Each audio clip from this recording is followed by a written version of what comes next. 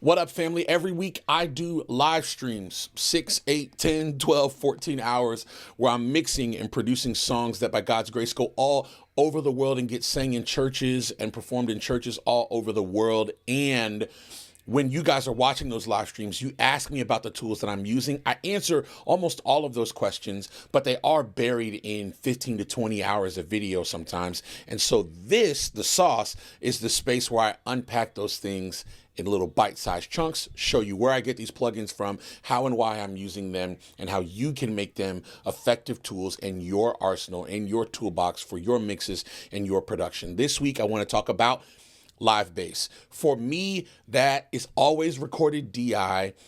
We can tone shape it going in, but ultimately I want it recorded DI in the studio or even in a live setting. I don't want an extra microphone on stage inheriting drum bleed, and this application is no different. But the sauce for me to still get that tone where the bass doesn't sound DI, it sounds like I was standing next to a cabinet, is this plugin hosted by Plugin Alliance but created by Brainworx.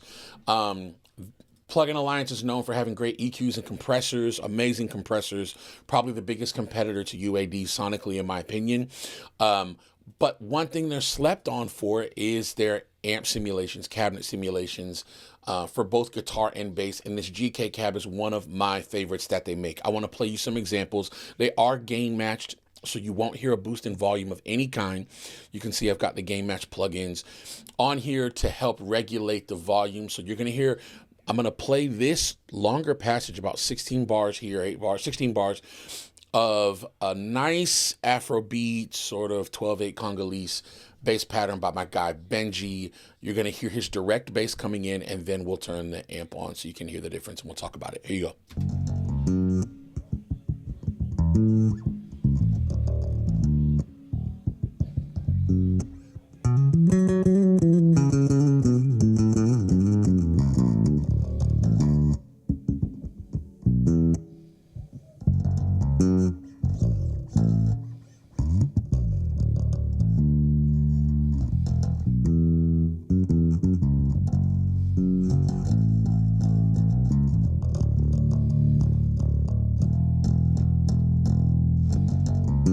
Cool. Here it is with the bass cabinet emulation turned on.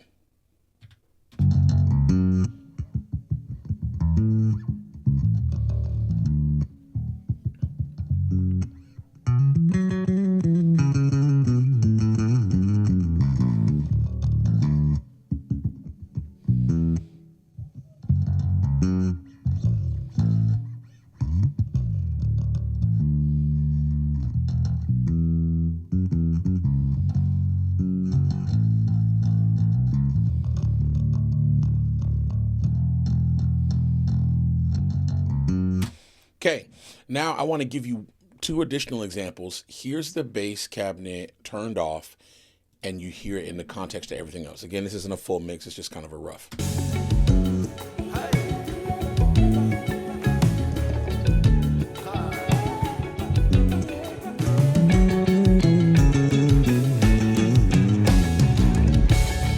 Oh, say, talk to me. Let your fire fall.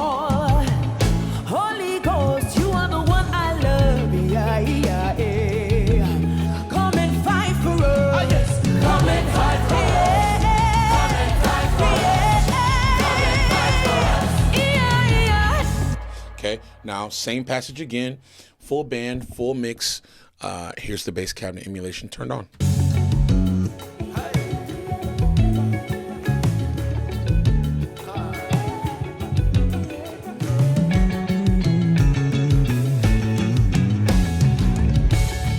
Oh, say, talk to me. Let your fire fall. Holy Ghost, you are the one I love. Yeah, yeah, yeah. Come and fight for us. Yes. Come and fight for us. Come and fight for us. Yeah, yeah. All right, let's talk about it. Okay, so maybe you're listening to that and going, man, I hear a small difference. Yeah, that small difference is the sauce. It's very subtle, but the difference between the two with the amp off It feels ashy. That's honestly the best description I could give you. Lacking chapstick, like me right now, lacking moisturizing, lacking moisture, lacking depth, not feeling nutrient rich. The low end isn't round and warm. The mids are there. The high end feels a little crusty, having no sheen. The moment I turn the cabinet on, moisture contrast shows up to his tone, meaning it doesn't feel as flat. There's a clear difference between the mids and especially the upper mids and the bottom end. The bottom end is accentuated and feels round, but isn't boomy, and the mids have contour. They have moisture to them. They feel saturated a bit, but not driven and not gritty and dry. That's not what I want here. This is kind of smooth tone. I can dial that in and I'll show you how in a moment, but that's the core difference. I want to A-B them now back and forth. And especially in the context of the whole song, again, it gives me this amped feel. I hear a microphone involved. I hear depth between the direct signal, air, and then I hear the microphone capturing it. So it feels like I'm standing more next to a bass cabinet. It sounds amped. Let me play it again. We'll turn it on and off this time.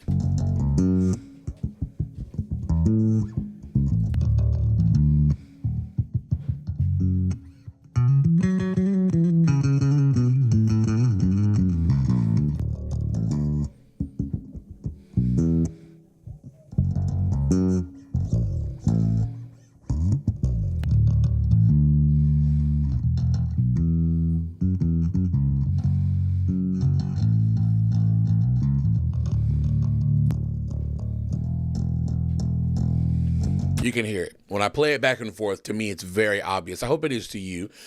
You can just hear character and contrast and contour show up when I turn the cabinet emulation on. Let's talk about what's going on under the hood, okay? You hit the effects rack button, and you get a lot more control. This is what it looks like without that adjusted. It's a nice, user interface. But this pops up and let me walk you through it. You have a master control knob here. I'm going to jump around. You got a master control knob here, but you also have an input, which is the output. This is the global output. But jumping here, you have an input pad where you can turn down the signal by 10 dB going in if you record too hot. You shouldn't record too hot, but in case you are and you mess up or you want to drive the tone going into it and then all of a sudden back it off, you have a 10 dB pad here. Don't use it. You have you have a volume knob to control the input volume signal coming into the amp. Let's keep moving from left to right now. You have this low cut. You know what a low cut does, right? It's rolling off the bottom end. You've got a mid contour, which if you're doing kind of slap tones, I think that would probably be fitting here or may help you here in addition to the equalizations available here. There's high boost, great to get those pops and that sizzle in the top end. When you want it, treble is great. It's showing you the range though of it here. It's a boost at 4K. A high mid boost at 1K, low mid boost at 250. These are fixed. You can't adjust them, but it's okay. They're good spots. I have a little bit of high mid boost here on my quote unquote default setting, a boost at 60 hertz if you need it. This level boost does add a little bit of drive after you get past 12 o'clock, in my opinion. You enable it there. Here is where, let me skip this. You get down here, you've got a noise gate, which I have off. The best application for that to me is if you were recording with distortion prior to this, right, where you've got high gain coming in, and you want it to automatically gate off any of the fret noise, things of that nature could be helpful. You have a set of filters, which different than the voicing filters can be selected to occur pre or post the amp simulation. So that matters. That would change how the drive responds. It would change how the EQ responds. It would change how it hits these amp filters here too, depending on where you put it. And then you have an overall power soak, which to be honest, this is kind of redundant. This is like, if I don't want a fixed 10 dB gain, or I don't want to use the level, I could sort of dial back here. It's just based on where it is in the circuit, right? These two are fixed in their location. This is clearly an input gain. And the power soak, again, kind of like the master though, is ultimately, and kind of like really more like the pad, this is affecting how hard the signal is hitting the amp circuit, which again, based on the cabinet emulation you select, will affect the tone overall. Okay, a little bit. to me, and how you drive it. And again, it's probably occurring before this level boost. I'm not sure I could read the manual, but I don't really get busy here. I try to make sure I have a good signal coming in, moderate level, negative 18, negative 10 dB. I love using these gain match plugins here. They're my favorite. I'll talk about those in another video. Anyway, here's the magic under the hood. This crossover works alongside these two master volume knobs. What are the master volume knobs for? There's a 100 amp circuit, which is slave to this cabinet emulation. And there's a 300 watt amp circuit, which is slave to this cabinet emulation. You have 64 different cabinets you can select, the same 64 available in both. The 300 watt is meant to be about the low end. Notice here, this is the default setting, a single 15 and then two 10-inch cabinets, which is what you see here. Cabinet emulation 30 is these two 10s, and cabinet emulation 21 is this single 15. Okay, and that's what you're balancing. The crossover point is going to tell these two knobs when and where in the frequency spectrum to roll off, right? So if this is 1K and this is 100, this is about at 500 hertz, give or take, where the 210s, the top end, is no longer receiving signal. It's getting cut off, and everything below 500 is rolling here. Me adjusting this is going to dramatically shape the tone. Watch. Sorry, it's not on. Now it's on.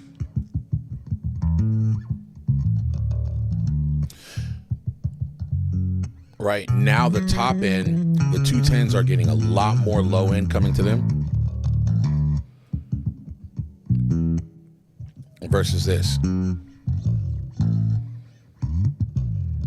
It's a little bit more even. The magic is going to be selecting the cabinet emulations that you want to use, finding the combination that works for you. Here's the info for each cabinet emulation, including what mics were used to record it. Right, you see those things change as I turn this up and down. They show you which ones they use. That information is good for us nerds, but I really suggest that you use your ears and find something that works well for your tone. You do hear dramatic differences between these cabinet combinations. I'll play a few for you. Oh, also there's a solo. Let me tell you these other two things. You can solo each of these so you can hear what's going on. That's a 300 watt.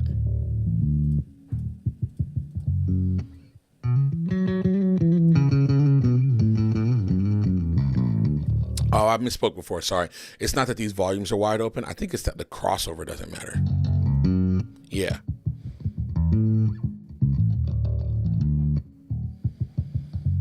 Yeah, sorry. I think this button, the full mode, disables the crossover and sends full signal, full frequency spectrum to both amps. Sorry, I misspoke on that. So then these volume knobs still matter.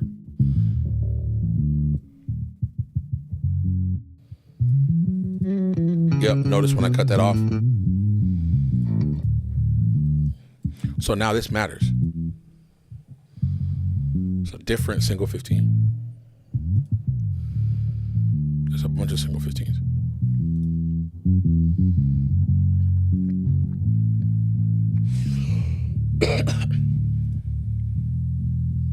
Two 10s on the bottom.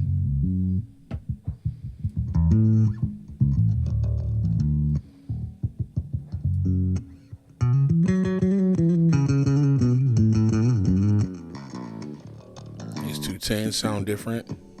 Let's go something extreme. Single 15. Flatter. Changes the whole tone. Which may make sense for what you're doing. But 21 and 30 is the default setting, and honestly, it's not. 30 and 21, sorry.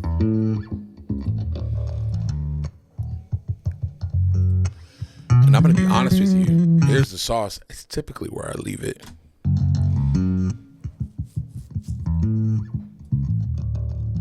Sometimes if I want a little rounder tone, I'm leaving this at about 12 o'clock. A little more top end. I'm really just boosting the signal. I'm sending to the 210s. but I want this rounder low end 300 watt amp to come through. Here's my last tip. This horn feature, when you're trying to get good slap tones, is where it's at.